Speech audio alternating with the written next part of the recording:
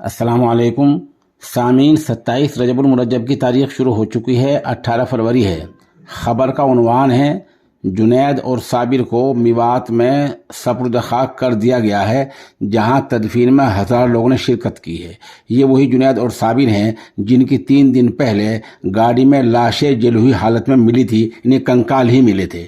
آج اسی معاملے میں جمعیت علماء کا وفد بھی وہاں پہنچا ہے اور اسد الدین اویسی وہاں پہنچے ہیں، اور ادھر وشو ہندو پریشد کے لوگوں نے پردرشن اور مظاہرہ بھی کیا ہے، ایک ملزم گرفتار بھی ہوا ہے۔ ان تمام باتوں کو لے کر آپ پوری رپورٹ دھیان سے سنیں۔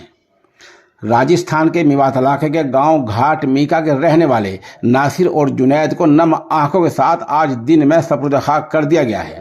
یہ وہی دونوں نوجوان ہیں جن کی جلی ہوئی لاشیں گاڑی سے ملی تھیں۔ اس خبر کے لیے وہیں سے صحافی مولوی محمد صابر قاسمی ہمارے رابطے میں ہیں۔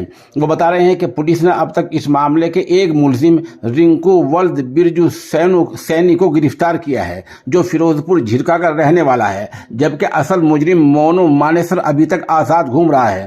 اس دوران جمعیت علماء کا ایک وفد مرحومین کے مکان پر پہنچا ہے، جہاں مولانا حکیم الدین قاسمی اور مولانا یحییٰ کریمی نے گھر والوں کو تسلی دی ہے اور ہر ممکن مدد کا بھروسہ دلایا ہے۔